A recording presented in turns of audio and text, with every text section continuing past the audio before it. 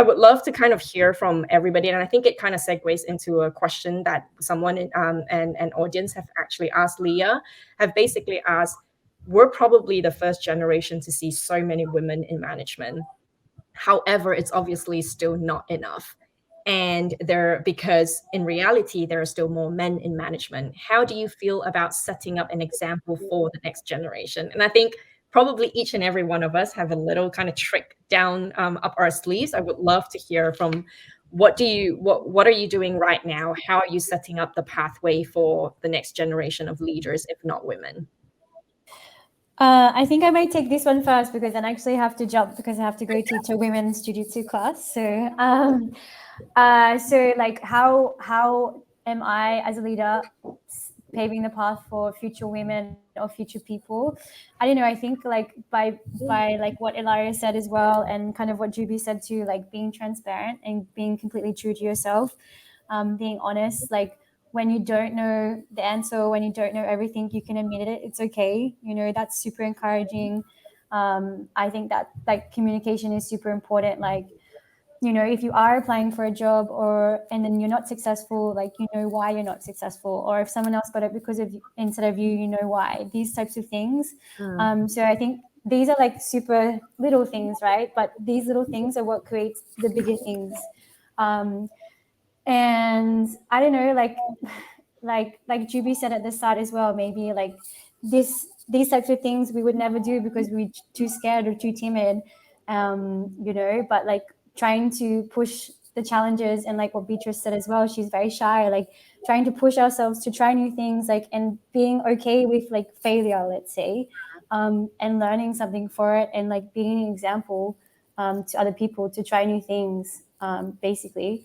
That's like the day-to-day, I guess. Like there's loads of other things that you guys can add as well, but I think that's what I'm trying to do as a new leader in my new role.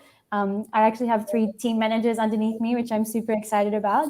And our team is like mostly, I think 75% female. So I'm super happy about it. No, I think just be ourselves and not even think about I'm a woman in leadership and I'm a millennial in leadership. Just, you know, I have a responsibility, and if I'm engaged and I'm committed to do the best every day, be myself and not trying to fit into a specific box of what is expected from a leader, that is as a legacy in our unconscious is a specific type of male leader, right? But I think as an example for other women that want or don't want to have such a position, I don't know, or just want to, you know, love their job and want to do a good job, just not think about I'm a woman and I'm a millennial and I'm in any kind of position, like I'm a professional or a leader, whatever, you know, just try to also like break that barrier in our unconscious as well, and just think about I'm going to do the best every day and I'm going to be myself, because as you said, there are going to be different kind of challenges, right?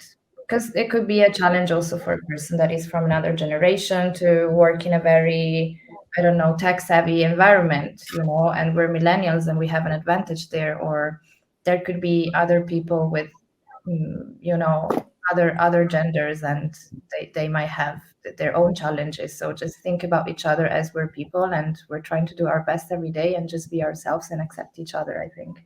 I'm actually reading a very interesting book on leadership. It's called Good People, Bad Managers. And it talks about how the performance management has become a little bit toxic in big corporations, and it highlights, like it puts the light on the fact that it's very important to be able to again listen to the team and put in place some real conversations with the people inside the company. So what I'm doing in the company I'm working for, where I have the opportunity to let's say make a difference, do weekly one-on-ones, for instance, which is something which in a small company as the one I'm working for, it wasn't something common, but it helped me a lot with my team, to get to know everyone, and to really give the possibility for the people inside the company to share their thoughts and to give their individual contribution. So yeah, this is for me, as I also said before, one of the best, let's say, ways to emphasize with the teams and the people inside the company, and to let's say become a better leader in the future. So I think there might be two parts to this. One is the role that I do, and one is the person that I am. So I think what I do, I'm in a fortunate position as a woman leader, not just in leadership position, but also in HR, which a lot of things that we do, although the more unsexy things like your process, system, structure, data, actually creates the pillars for culture. What that means is, if I could help to level the playing field, not just for women, but for all diverse, people, whether in the company or out of the company, that is where I hope to set the example. I'll give you an extreme example where I have been in a situation, came from engineering. What that means is an easy path where I've been told, of course you get a scholarship, you're a female engineer. I don't want the path to be given to me. I want to be successful on my own merit. But at the same time, I'm a Malaysian. We have something called positive discrimination. So by race, we have quota to go into university. And I was disadvantaged because every Chinese got 10 A's. I only got 7 A's.